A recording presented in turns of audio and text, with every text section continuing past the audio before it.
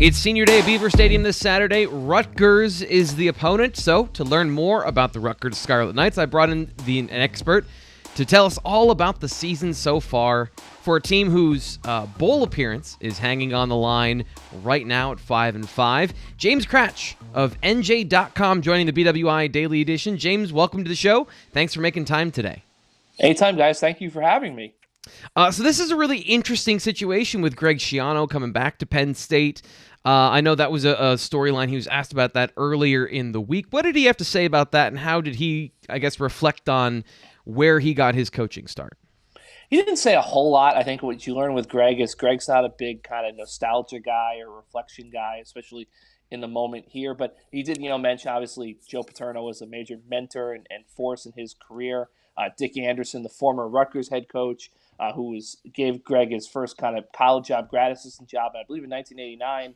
Then he got fired. He went back to Penn State, and Greg followed him to Penn State. So obviously a lot of memories for Greg going back to Penn State and everything.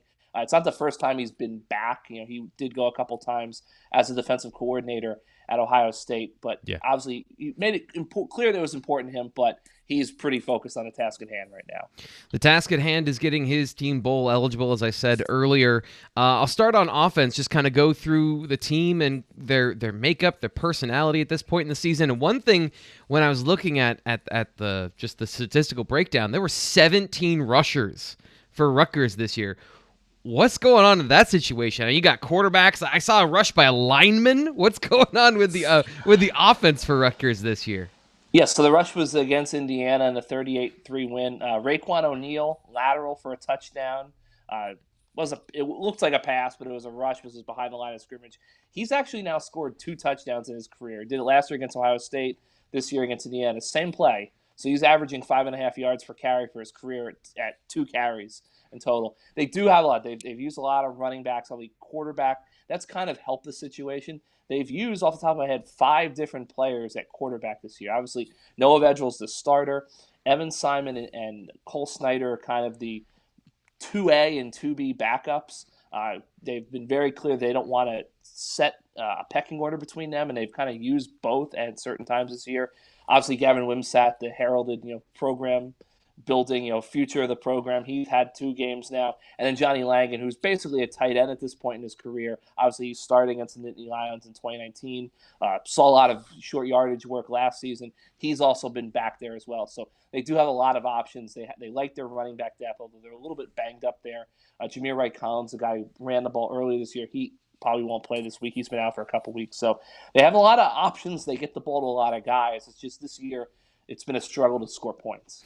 I was watching a little bit of the film of Noah Vedril. He seems like a pretty athletic guy. I went and I looked it up. He's going to be the best rushing quarterback that Penn State will see all season long. How has he contributed, and how has that helped the offense? Immensely. When Noah runs the ball, they look different, and he has the ability to pick up 3rd and long, nothing open. He has the ability to pick up a first down. Design runs he can be very good at. He's his mesh points are some of the best I've ever seen in all my time covering football. He really, even in the press box you're watching, he can kind of fake you out where the ball is going in the zone read. The problem with Vedril is he's a guy who has struggled with injuries throughout his career. He missed 2 games last year due to injury. Hasn't missed a game yet this year, but he was okay against Indiana. They had 4 straight games where Vedril had to leave the game for some stretch due to injury, and 3 of the 4 he didn't return to the game. So he's a guy who I think that when he runs the ball, this offense looks different. It's more productive, but you can't really go all in on design runs with him because you want to keep him on the field. So that brings us to the running game proper, a guy that James Franklin mentioned earlier this week in his press conference, and a guy that Penn State fans are aware of at this point, Isaiah Pacheco. What sort of season is he having as I assume, the lead tailback in that large group of players that are carrying the ball for Rutgers? He is the lead tailback. Kind of same it's been his entire career, kind of up and down. Isaiah Pacheco is a guy who I think we're going to look, I think he has 1 more year of eligibility left. It remains to be seen if he's going to take it or if he'll move on to the next level. I think either way, he's a guy who we're going to look back on and say, what would he have been if he had a consistently strong offensive line in front of him? Mm-hmm. He's a guy who will go a couple weeks, and if the line struggles, he won't do much. And if the line plays well, he's a guy who will bust a 50-yard touchdown run and finished with 120 yards on the ground. He's a hard runner. I think when he gets going downhill, he's tough to stop. He's a guy who, if he gets north-south, he's going to break tackles. He's a very powerful, violent runner. Kyle Monungai is a guy who's kind of emerged as the number 2 back behind him. Don Bosco prep product. And then Aaron Young, obviously, is a guy who will get some touches, but he's a kind of a do-everything guy. He can line up in the slot. They'll use him at receiver. He had a couple of carries this past week. And then Ray Collins has obviously been out. So, and then I would say the fourth rushing option would be when they go to short yardage situations would be Langan coming in as that kind of like H-back, short yardage quarterback. They certainly have shown a lot of different looks on offense over the last couple of weeks, trying to generate some push and some just offense in general, right? And the passing game, I'm interested to hear what you have to say about the passing game, because it seems like, from what I've seen, that Rutgers and Penn State have a similar problem of, I think, running the ball. Rutgers is good, and they don't lose yards, but there's not really a ton of explosiveness in that offense. Is that fair to say? And if not, where is it coming from? No, I think it's definitely fair to say. Big plays, chunk plays has been something this offense has struggled with, very much so this year, even a little bit last year. They don't have that, big. And part of it, some of it's due to injuries. Obviously, Aaron Cruikshank out for the season. You lost Bo Melton for a week. Cruikshank had been out for a couple weeks before he came back and had the knee injury. They don't have that punch. They've really struggled to kind of establish the tight end in the offense. And, they just up front don't block well enough to, I think in many ways, look, there's a lot of debate around town about Vegel's arm strength or lack thereof. I think it's perfectly fine, acceptable arm strength. He is going to underthrow some guys here and there, but that's every college quarterback for the most part. I think the big issue is they don't have the consistent pass protection to drop back and throw the ball down the field. You need to be able to take those shots consistently, because if you take 5 of them, one of them is going to hit. So that brings me to my next question. I was taking a look at things, and there's only, I think, 6 sacks that have been accredited to the offensive line for Rutgers, according to PFF. So how much is Vedral making up for that offensive line when it comes to breaking the pocket and scrambling? Is that something that Penn State's going to have to be on the watch for if there is pressure on the quarterback?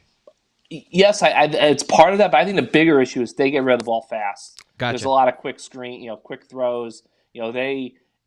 Sometimes their best running game is getting the ball to Bo Melton in space, on a screen and trying to let him get an angle and make a move. So in the big picture, because I know you mentioned a quarterback of the future, Greg Schiano there in his second year kind of coming to rebuild the program. Something I said, and I want to preface this with a quick story. After the loss to Michigan on my postgame show, I said that you can't outcoach the talent gap sometimes. And I don't think I was correct to reference James Franklin by saying that in that moment. Penn State could have won that game. But when it comes to places like Maryland and Rutgers, there's clearly a talent gap between them and the middle of the Big Ten, and of course, the upper end of the Big Ten. So in those middle games, has Greg Schiano shown that he can outcoach whatever talent gap there might be and win games, or be competitive in games that Rutgers traditionally hasn't been? I think so. I mean, look, if you look at, since Greg came back, they've played 2 close games with Michigan. Obviously, lost in triple overtime last year, had a 17-0 lead. I always am kind of hesitant to go look at the COVID year. I think that in many ways the COVID year has proven to not be real for anyone. But even this year, 21-13 in the Big House, Michigan is a much more talented team. They're a better team. But if 1 or 2 things broke Rutgers' way, they could have conceivably won that game. They beat Michigan State last year. It was 31-13 this year, but it was a game that was a little bit more competitive than the score looked. Ohio State, you really can't cap that. I mean, they played a bunch of trick plays last year in the second half, but I think that was Ohio State kind of taking its foot off the gas. This is the game where I think is the most intriguing, because I remember last year, a lot of people thought Penn State was 1-5. Rutgers had at home had a really good chance to win the game. Penn State dominated them. I think the score was only 23-7 or something like that. But it was a game where it was very obvious, like being in the stadium, that like Penn State was far and away above. That being said, when Penn State's had quarterback injury issues, like about 18 when McSorley was banged up, 19 when Clifford was out, this year when they're kind of struggling, and maybe Clifford, what's his status? Penn State has shown that, like, if there's a little bit of vulnerability, Rutgers can hang around in recent years, maybe for a half, for a little bit of that into the third quarter. That's what I'm intrigued to see on Saturday. I think Greg's shown that he can be competitive with Michigan. Ohio State is still far down the road. I think Right. Penn State's the real test, because every time I've covered pretty much every Rutgers game for the last 4 years, there's only 3 schools where I think there's a massive talent gap each year: Ohio State, Michigan, Penn State. He's Mhm. kind of narrowed the gap, managed to coach over the gap with Michigan. Ohio State, no. This is going to be a big test with Penn State. And that's kind of watching the problem with Ohio State is the way certain teams want to play, it matches up very poorly against Ohio State. And Mm-hmm. I've noticed a lot on film that Ohio State likes to play, or I'm sorry, Rutgers and Greg Schiano seem to like to play man coverage. And if you're Mm-hmm. doing that against Jackson Smith and Jigba in the slot and your third best corners there, that's not a great formula. So I guess, how has Michigan played? First off, is that a fair assessment? And then, if it is, how close is Schiano to playing that way on defense, and is he able to do that? I think it is a fair assessment for the most part. I think that the big thing for Rutgers is going to be, in terms of recruiting, obviously moving forward. They have a very veteran group coming into the season that hasn't really lived up to expectations in the secondary, and we've started to see more young guys sprinkled in. The big thing that Greg has said is that he doesn't really necessarily want a game plan for a season, or game plan, obviously game plan, but he doesn't want to build a season. He wants to build a program.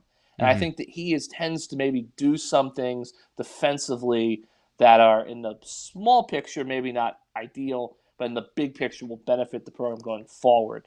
I think that they've struck a kind of a balance of developing young players, but also realizing that the young players might be the best guys on the roster. And stopping the run seems to be Mm-hmm. paramount in all of that. How have they gone about doing that, and who are the guys to know at that particular spot? Yeah, so the run defense has been kind of up and down. Last year the run defense was you go to the Michigan game, Illinois game. They lost those games in part because they couldn't stop the run in the second half. They played the run tremendously well against Michigan. They kind of faltered a little bit against Michigan State.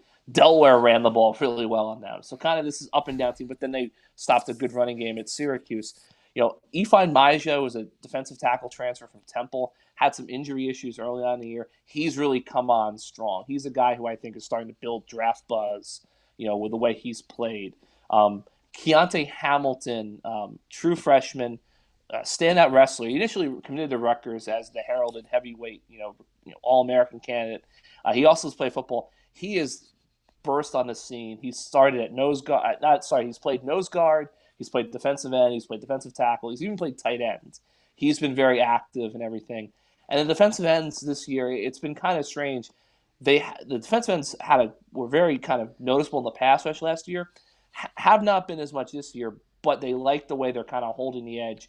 CJ Onyechi, Mike Tverdoff, Aaron Lewis, Mohamed Toure is a guy who was kind of a pass rush specialist as a linebacker last year. He's moved down to end. So they're going to rotate a lot of guys in. Amazingly, they're pretty healthy on the defensive line at this point in the year, which is something I don't think a lot of teams necessarily can say. They're going to rotate a lot of guys in, and they're pretty confident in that group. One guy that stood out to me was nose tackle Julius Turner. He leads the team in pressures. He's one of the Yes. better players in pass rush from the defensive interior. How has he performed this year outside of that in the nose tackle role, I guess, in general?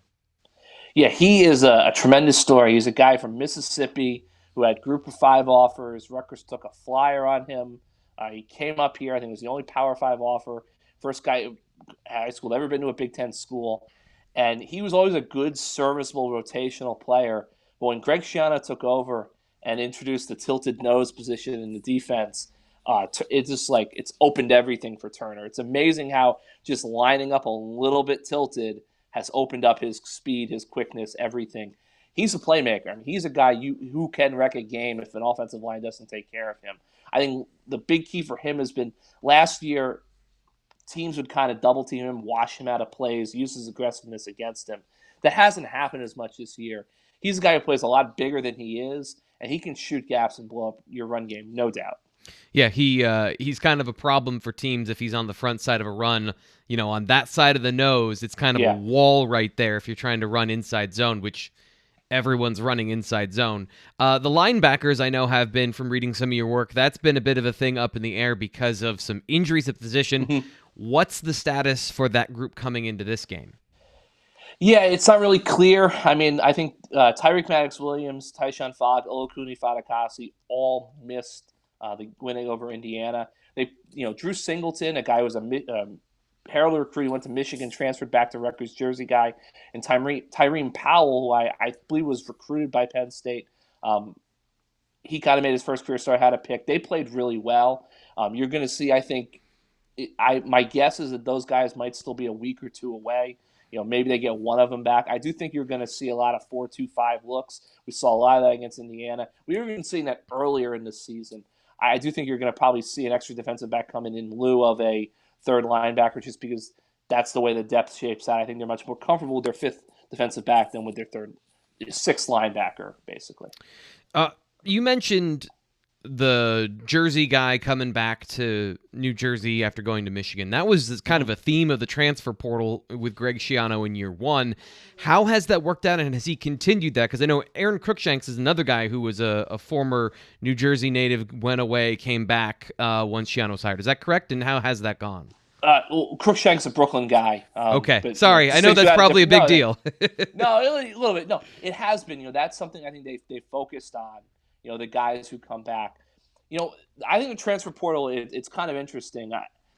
I think there was a belief early on, especially when you look at their 2020 transfer portal haul, Cruikshank, Noah Vedral, you bring in Michael Dwumfor, who was a defensive tackle at Michigan, another New Jersey guy, came in, had a really good year before he went on to pursue a professional career. Brendan White, who was a safety at Ohio State when Greg was there, Rose Bowl MVP, comes in, struggled with injuries.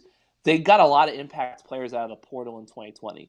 So far in 2021, they really haven't gotten much impact. They signed the cornerback Christian Braswell from Temple, blew out his knee, out for the season before training camp starts. Josh Youngblood was an All-American return man at Kansas State, so struggled with leg injuries. He just finally is on the kickoff return team now that he's healthy and Cruikshank's out. And look, Penn State's going to boom the ball through the back of the end zone. We're not going to see much of him. Maja is a guy who has played well of late, but wasn't a starter at the beginning of the year. So that is their approach. I think they want to go into the transfer portal for need, cultural fit. That being said, I think we're starting to see with the portal, it's very similar in my opinion. I used to cover the NFL free agency. Yeah.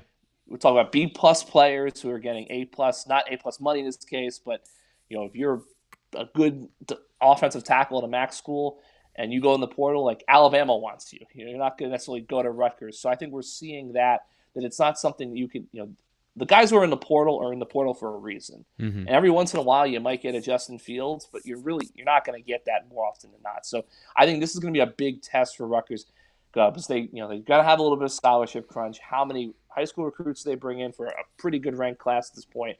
How many guys do they get out of the portal? And does the portal allow them to kind of speed up the rebuild a little bit more? Because right now, I don't think the portal has necessarily expedited things more than it was a year ago. So, in general, recruiting in New Jersey and on the East Coast is a dogfight between Ohio State and Michigan coming in. And I know Michigan has strong ties in the New Jersey area. They always get guys like Rashawn Gary out of New Jersey. And Penn State obviously has some ties in the area as well. What has Greg Schiano done in that aspect and then kind of in that region as far as recruiting? Has he been able to make any headway for Rutgers in that area? He definitely has. I mean, I think the big key with Greg is that he's always been the one guy who can kind of – New Jersey's a strange place, quirky place. North Jersey, South Jersey, the parochial schools in Bergen County, big public schools in the South. Greg's always been the one guy who can kind of get everybody to the table moving in the same direction. So I think that has certainly helped. I think there's been a boost of in-state recruiting in the sense that if you look back at Greg's first tenure here, he got a couple of, the number one recruits in the state a couple of times. But he never, like Ohio State, Michigan, Notre Dame, Penn State, they always did really well with the top 5 kids in New Jersey in the cycle, the top 10. Greg's ability was he built those teams on recruits, 11 to 25. Rutgers was struggling to get those guys under Kyle Flood and then Chris Ash. I think Greg has shored that up. I look back to the 2020 recruiting class when he just got hired. Max Melton, the cornerback, Tyreen Powell, guys like Chris Long, backup quarterback, although out of state. No, excuse me, in state.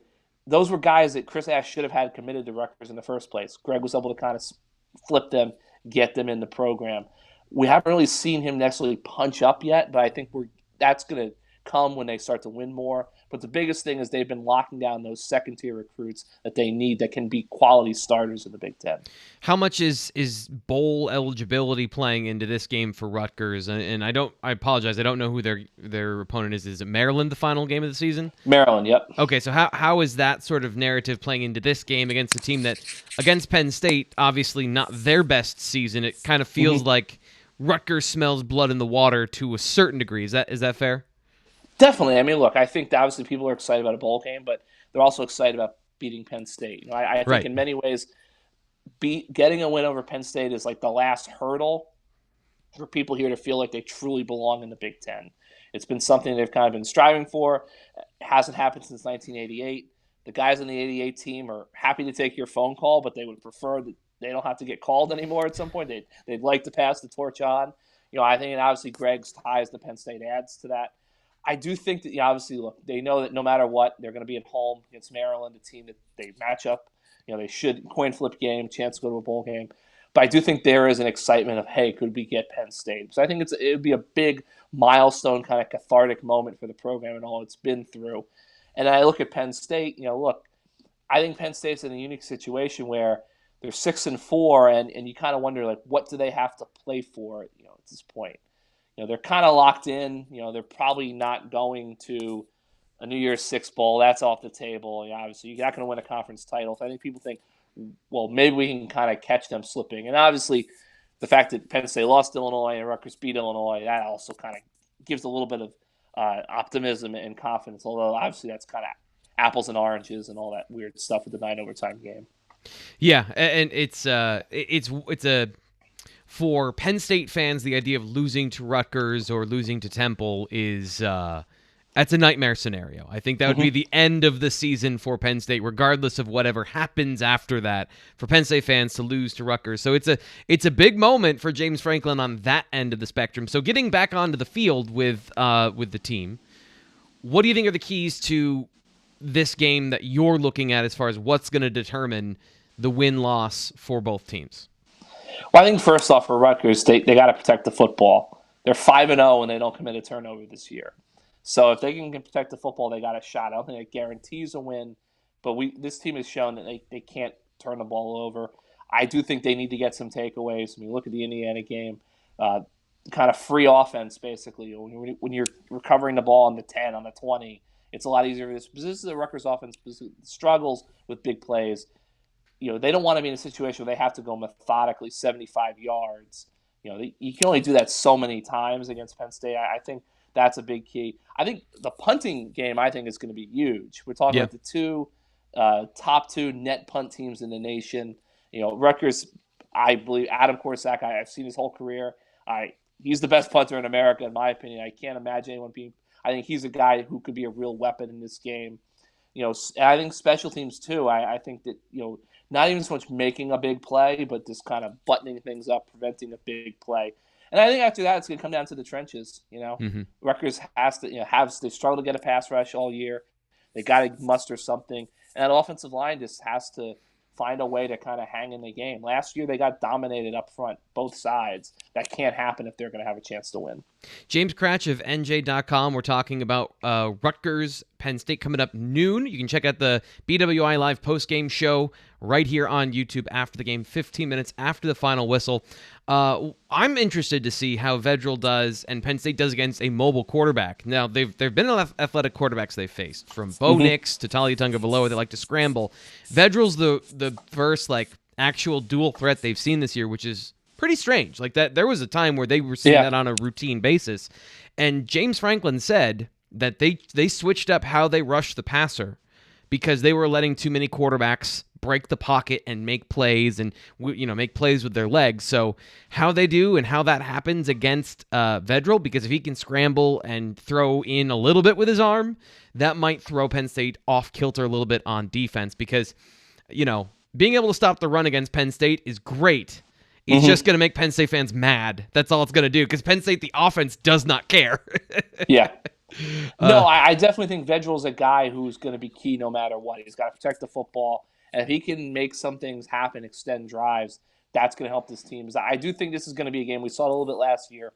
They're going to throw the kitchen sink at Penn State. I think you're going to see trick plays. You're going to see unique looks. You're going to see, they're going to do creative things with Langan.